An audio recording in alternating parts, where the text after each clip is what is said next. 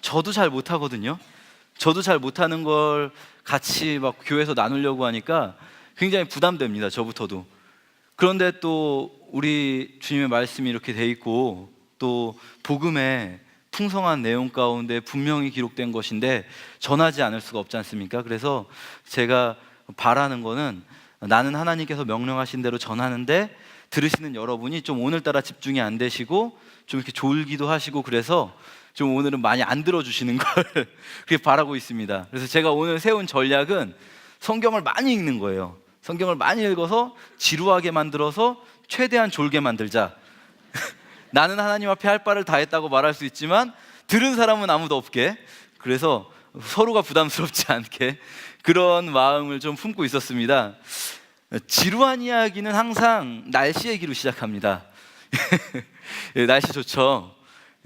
봄비가 내렸습니다. 어제까지 많이 비 오다가 오늘 좀 그쳤는데요.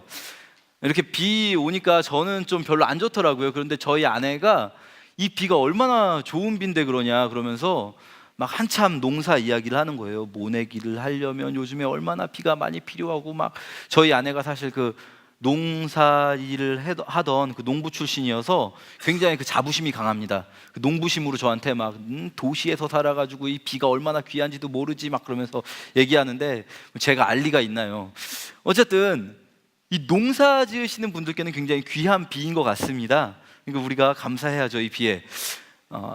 이스라엘 사람들도요, 원래는 이스라엘의 주 직업이 농부가 아니었거든요. 농업에 종사하는 국가가 아니었는데 이제 농업 사회로 전환되는 시기가 왔습니다. 그게 한 지금부터 3000년 전쯤이에요.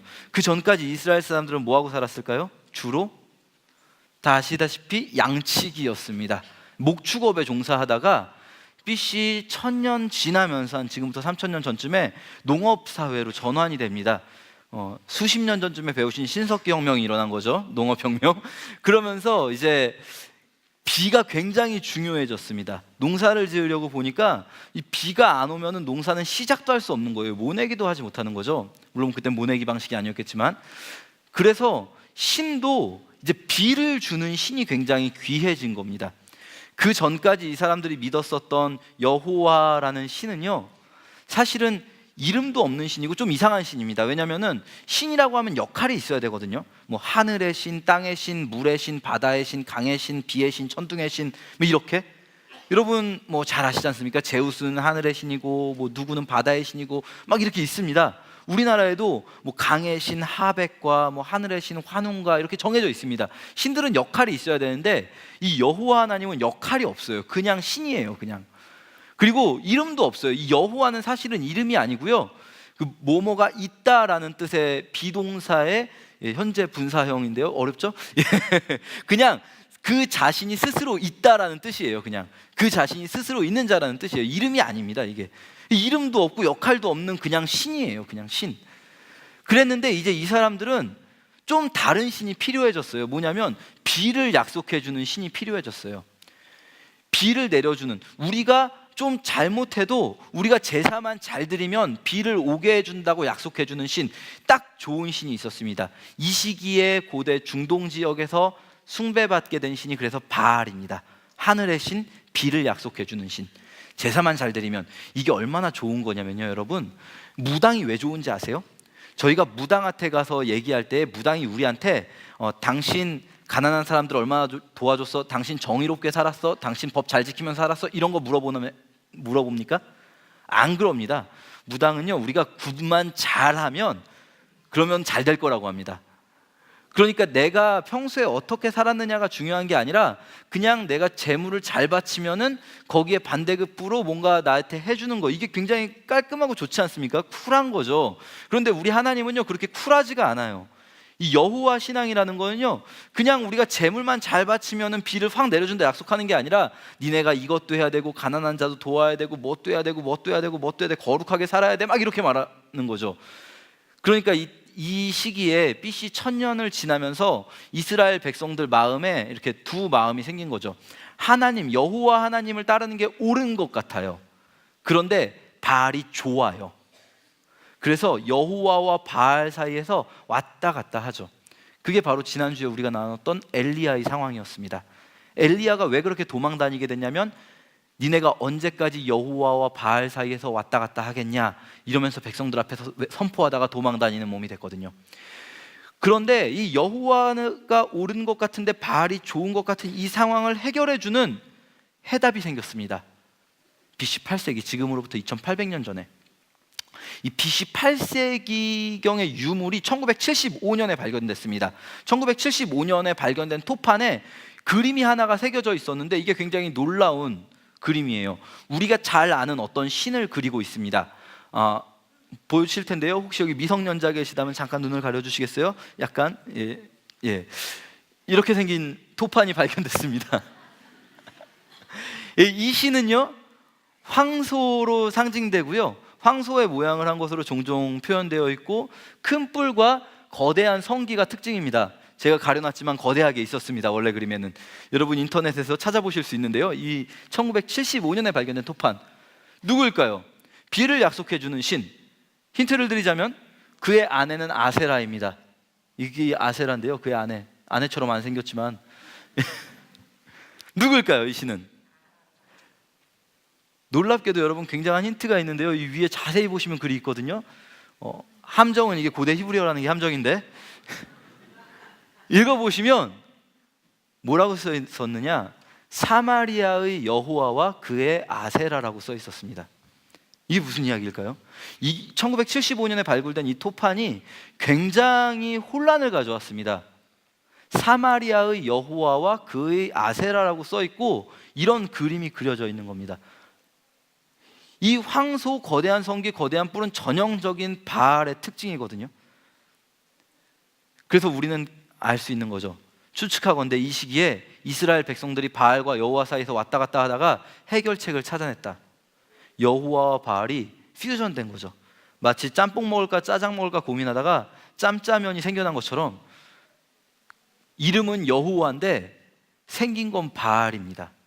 하는 짓은 바알하고 똑같은 거죠.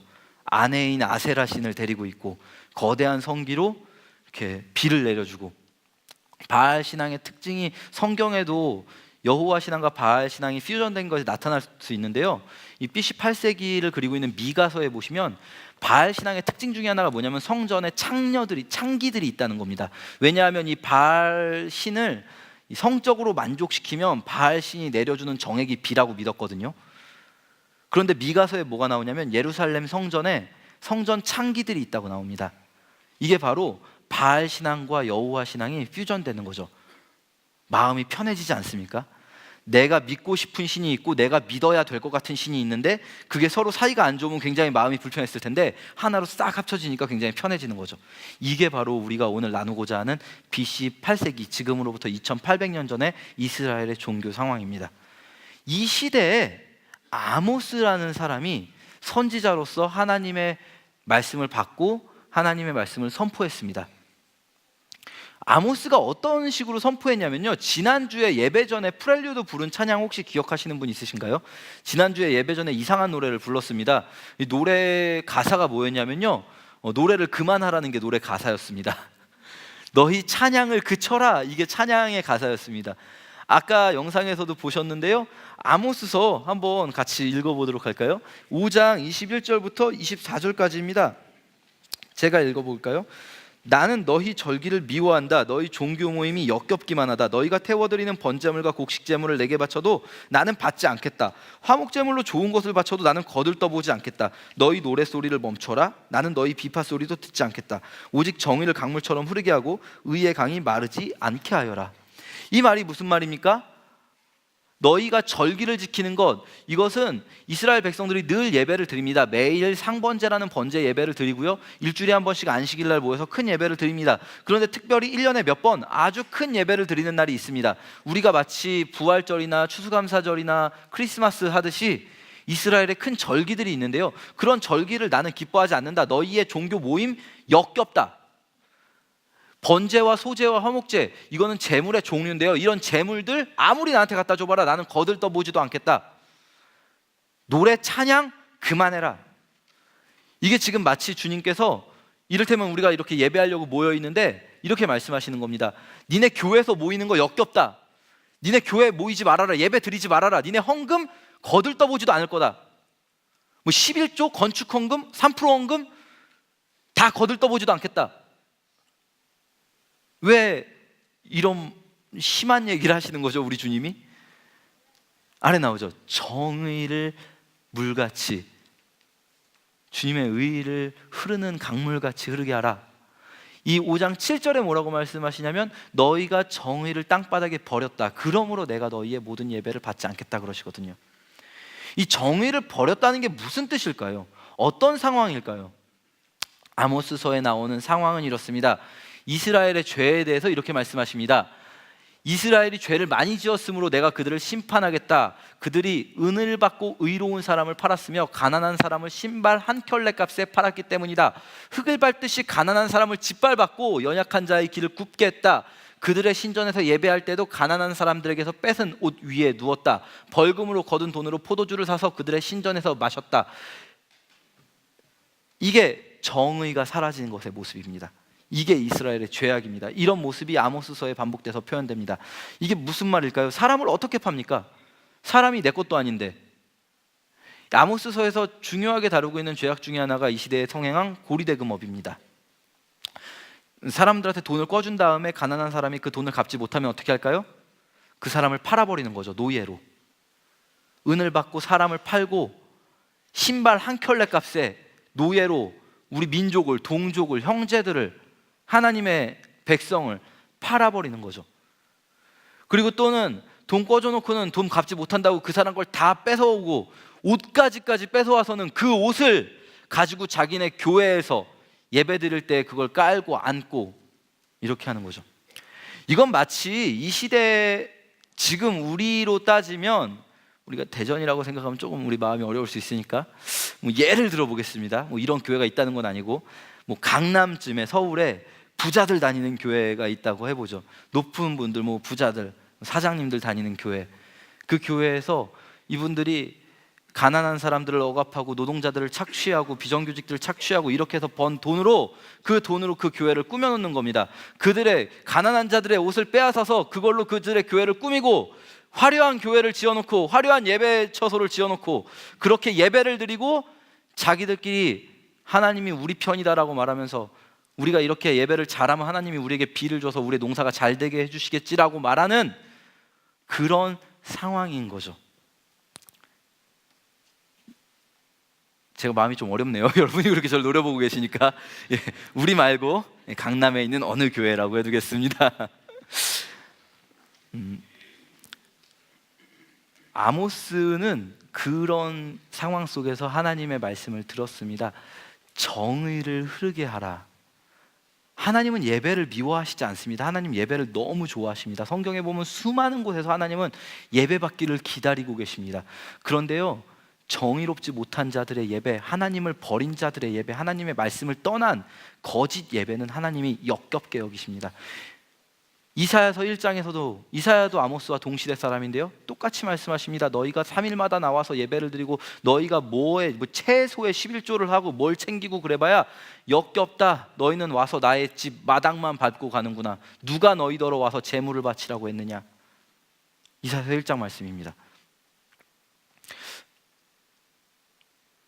이 정의가 뭘까요? 우리가 회복해야 할 정의가 뭘까요? 사회적으로는 정의라는 단어는 사실 여러 가지 뜻이 있습니다. 뭐 워낙에 뜻이 다양해서 존 롤즈라는 사람은 이따만한 책을 정의가 무엇인지에 대해 설명하기 위해 썼습니다. 정의론. 또 얼마 전에 우리나라에서도 유행했었죠. 그 마이클 샌델이라는 분이 이만한 책을 정의란 무엇인가 해가지고 이따만한 책의 내용이 다 정의가 뭔지만 설명하고 있는 겁니다. 굉장히 다양한 정의의 정의들이 있습니다.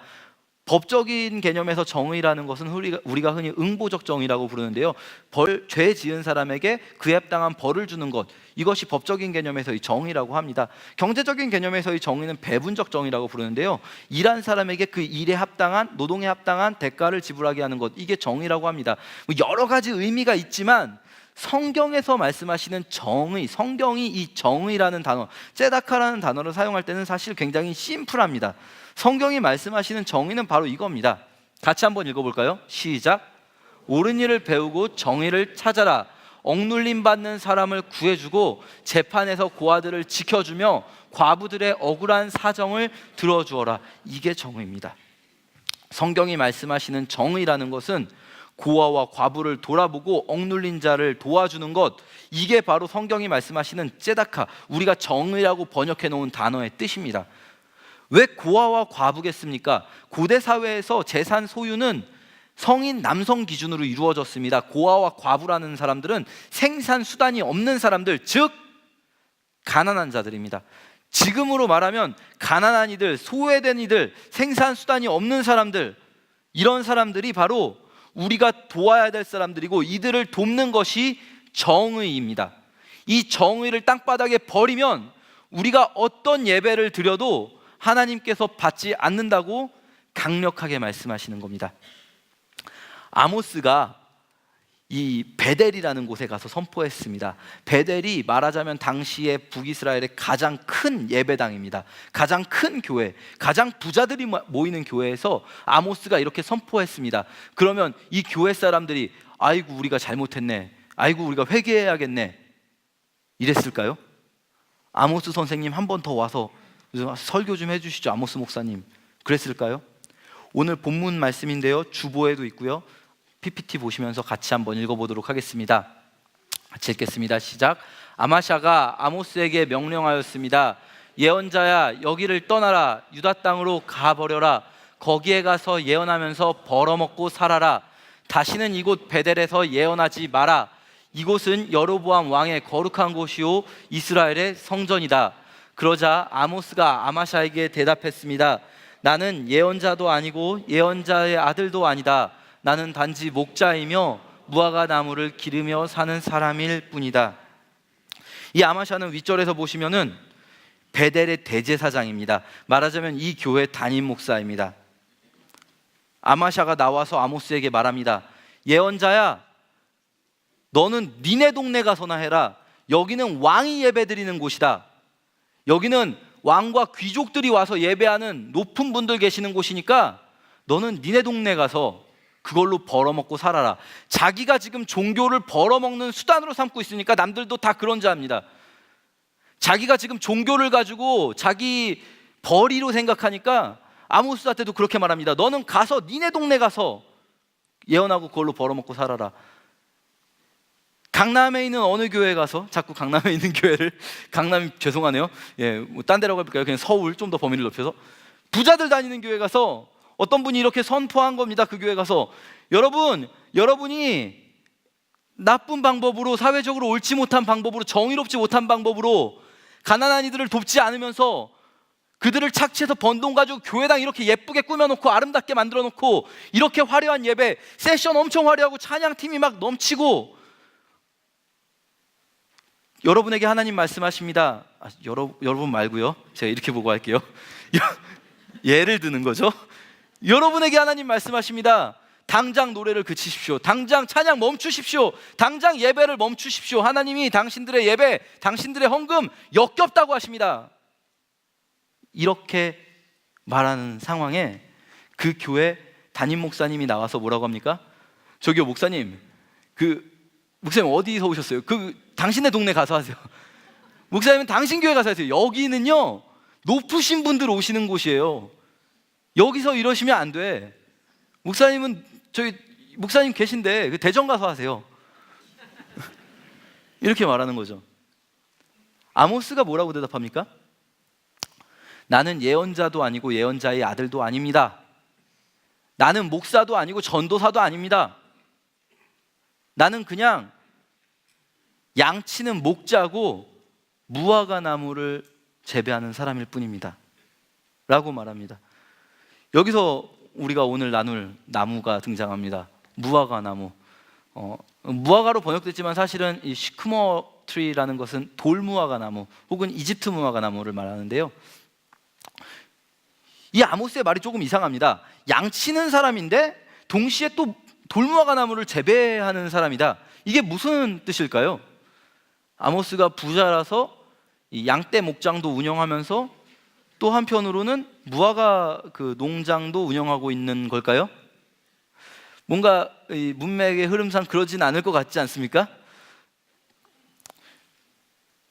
이것을 현대어 성경엔 이렇게 번역해놨습니다. 현대어 성경을 같이 한번 읽어보겠습니다. 시작. 그러자 아모스가 아마샤에게 대답하였다. 나는 본래 예언자가 아니며 예언자의 제자도 아니다. 그저 양이나 기르며 돌무화과를 개량하는 사람이다. 해놓고 현대어 성경은요 굉장히 친절하게 가로 열고 설명해놨습니다. 무화과가 익기 전에 날카로운 칼이나 못으로 열매의 껍질을 찍어 놓아 단맛이 들도록 하는 일이다. 이건 성경에 나온 게 아니라 현대어 성경에서 그냥 친절하게 설명 붙여주신 거예요. 주석으로. 이게 무슨 말이냐면요, 이 돌무화과 나무는 이렇게 생겼습니다. 이게 돌무화과 열매인데요, 이게 지금 보기에도 굉장히 어설퍼 보이지 않습니까? 껍질이 너무 두껍고 딱딱하고 먹어보면 맛도 없답니다. 지금은 이걸 먹지 않습니다. 지금도 이 나무가 굉장히 많이 있는데요, 특히 이집트 쪽에 많이 자생하고 있습니다. 그런데 이 열매는 먹지 않습니다. 왜냐하면 너무 떫고 이 열매를 먹게 만들 수 있는 방법이 있는데, 그거는 건기가 시작될 때쯤에 이 무화과 이 두꺼운 껍질을 이 칼 같은 걸로 뚫어주는 겁니다. 그러면 이게 나중에 껍질이 얇아지면서 먹을 만하게 된답니다. 그래서 껍질을 뚫어서 올리브로 거기를 메꿔 놓으면, 올리브유로 메꿔 놓으면 된답니다. 그런데 지금 이걸 먹지 않는 이유는 이 굉장히 힘든 일이거든요.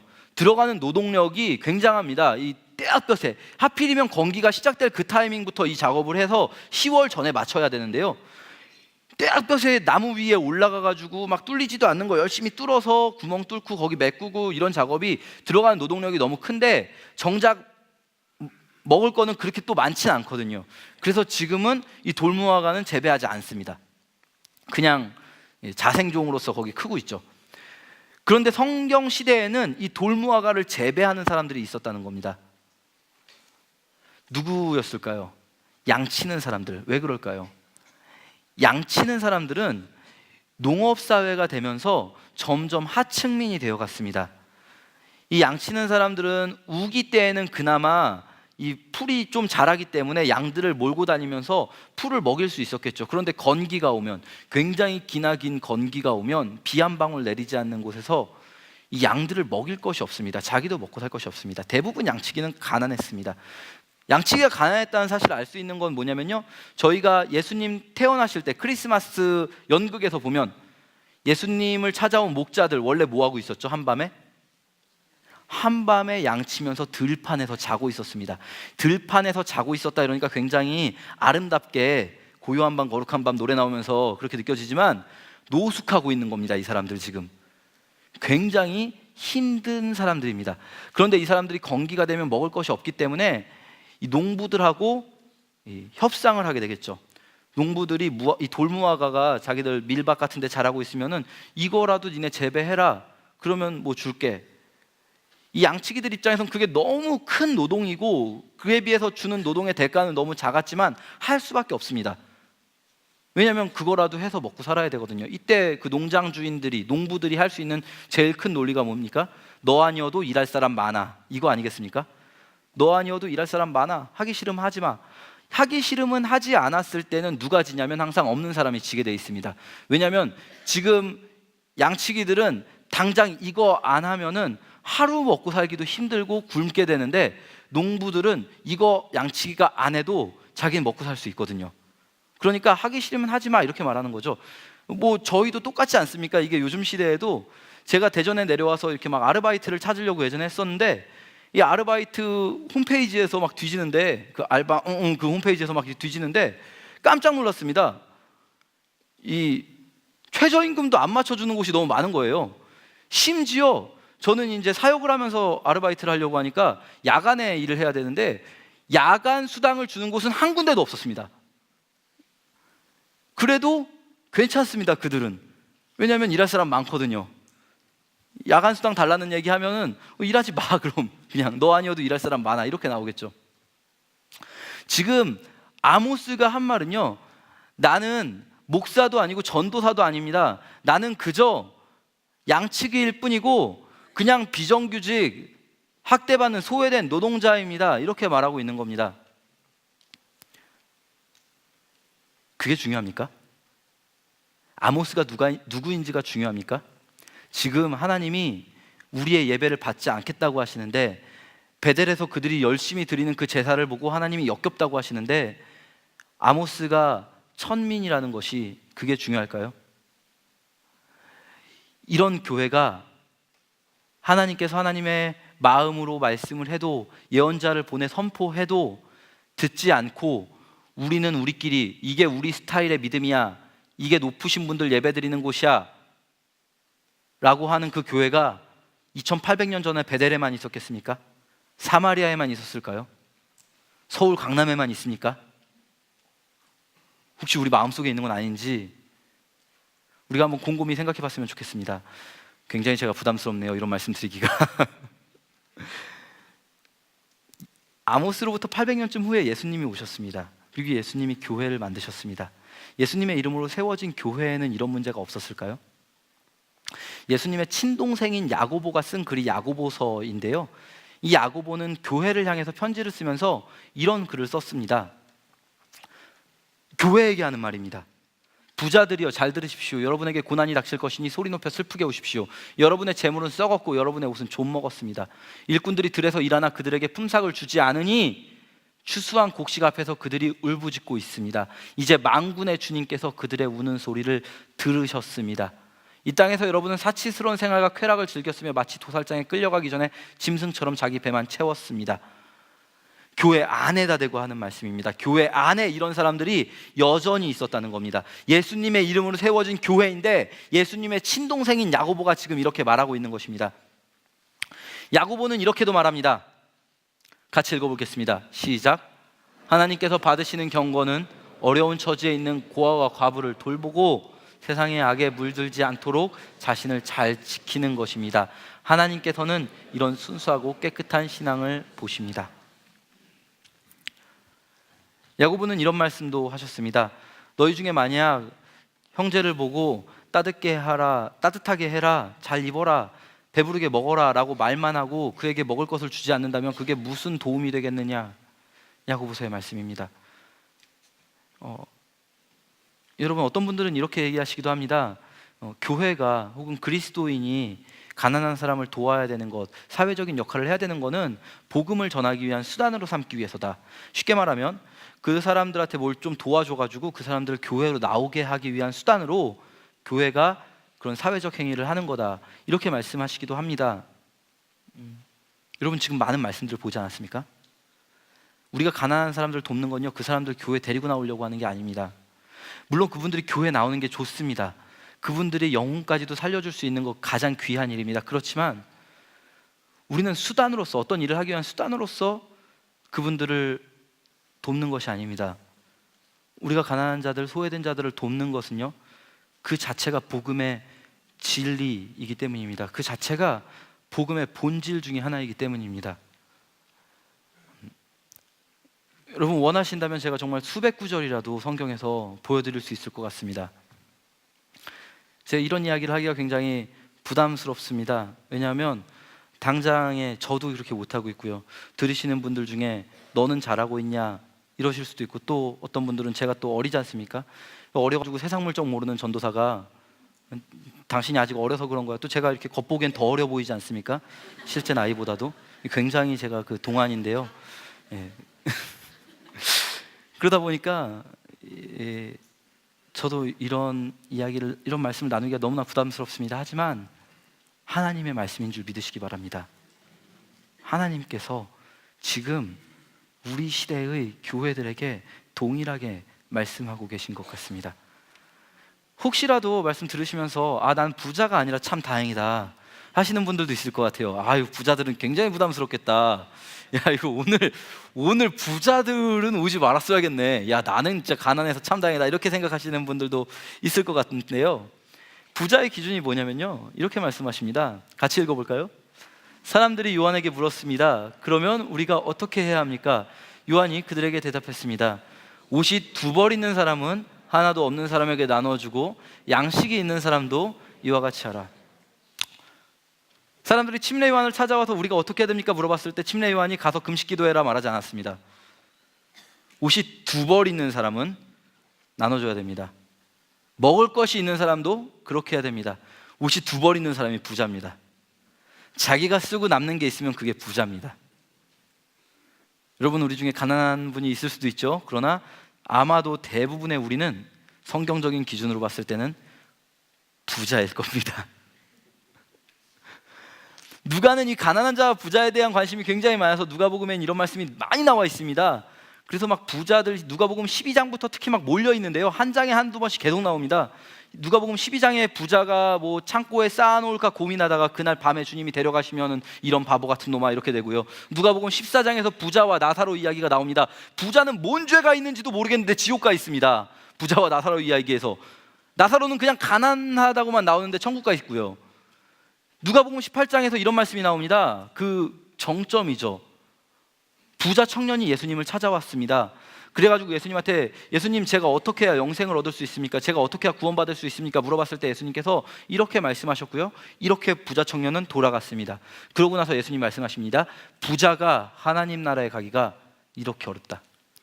부자가 하나님 나라에 가기가 낙타가 바늘구멍 들어가는 것보다 어렵다.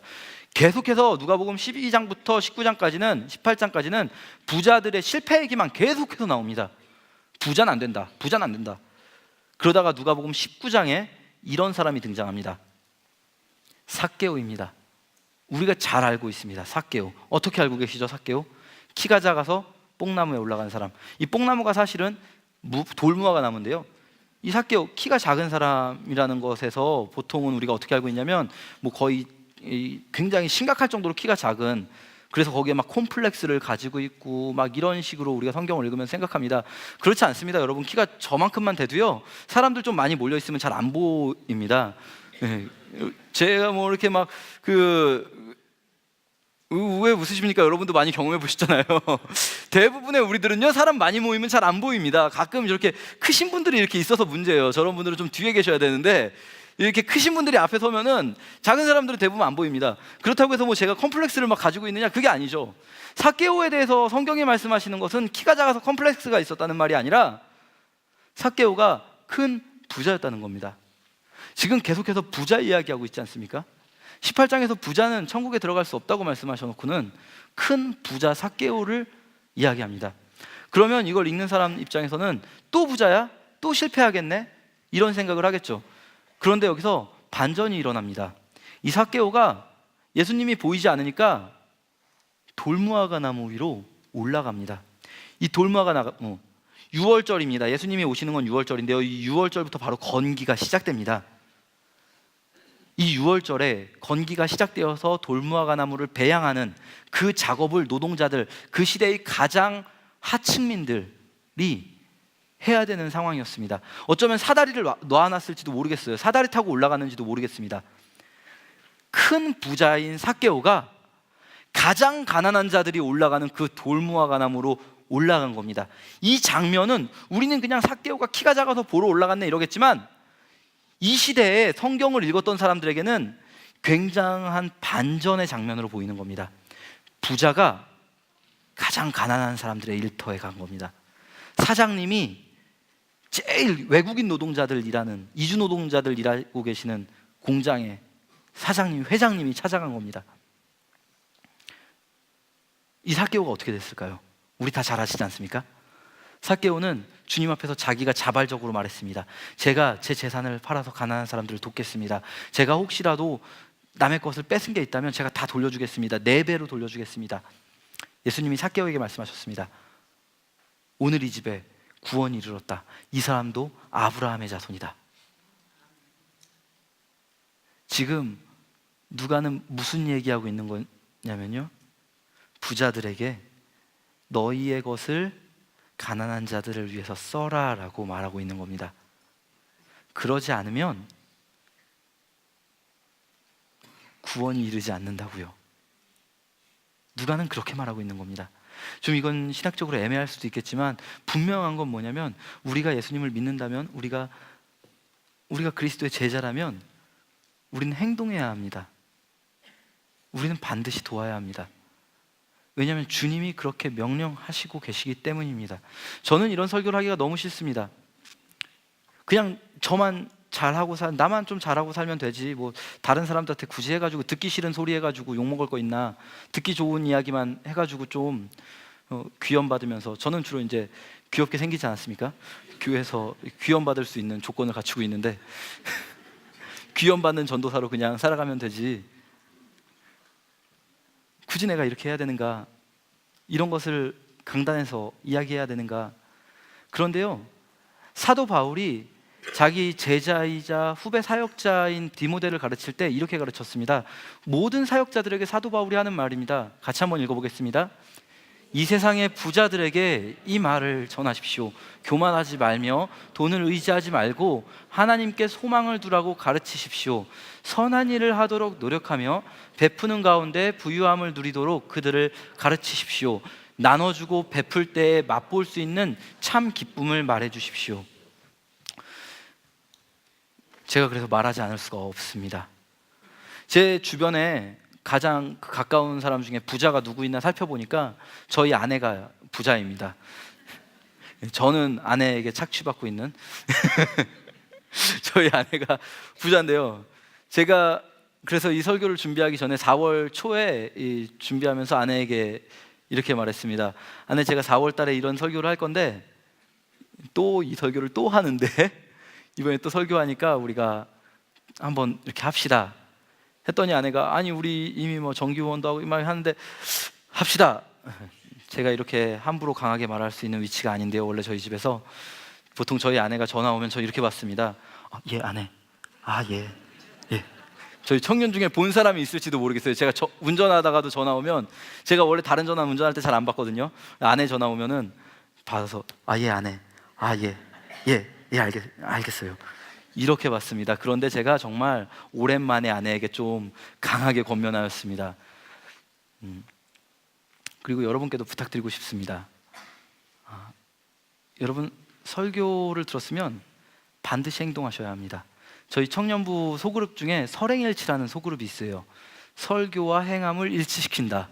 얼마나 좋은 이름인지 모르겠습니다. 그 소그룹 이름이. 여러분 부탁드립니다.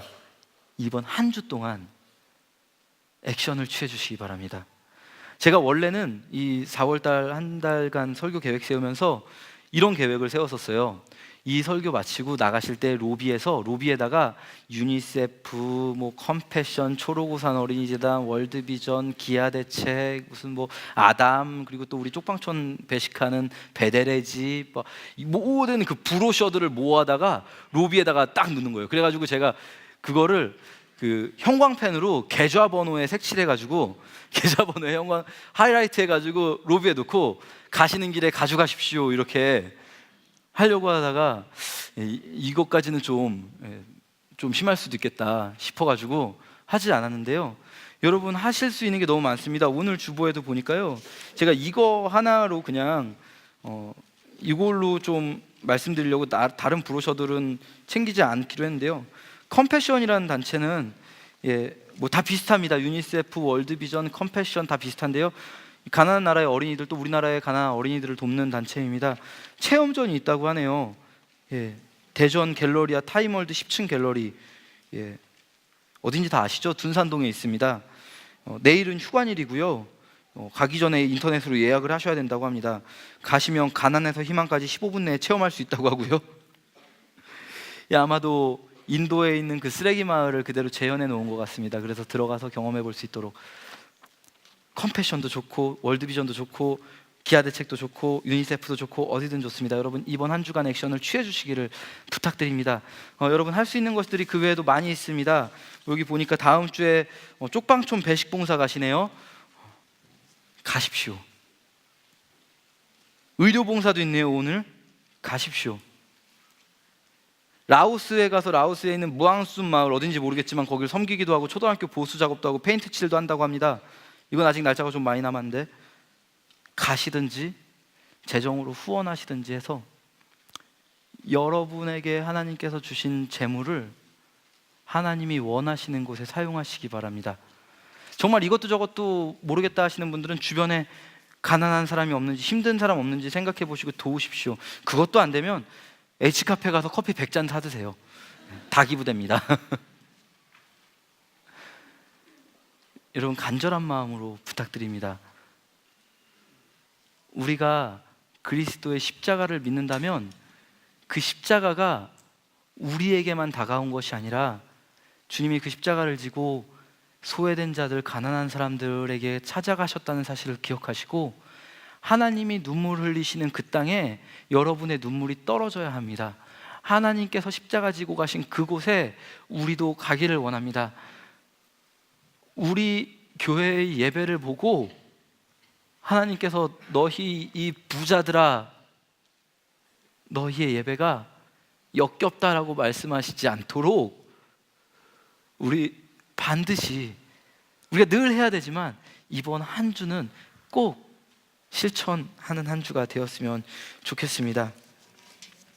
제가 제일 처음 말씀드렸던, 함께 나눴던 설교가 포도나무였잖아요. 여러분이 이거 못하셔도 하나님 여러분 미워하지 않으십니다. 하나님은 여러분한테 이것도 못하냐, 너는 내 제자의 자격이 없어, 이러지 않으십니다. 여전히 여러분 사랑하십니다. 그렇지만 하십시오. 그게 하나님의 간절한 소망입니다. 우리 주님이 지금도 가난한 자들과 함께 울고 계십니다. 우리도 울어야 하지 않겠습니까? 같이 기도하겠습니다. 기도할 때 이렇게 기도했으면 좋겠습니다. 주님, 우리가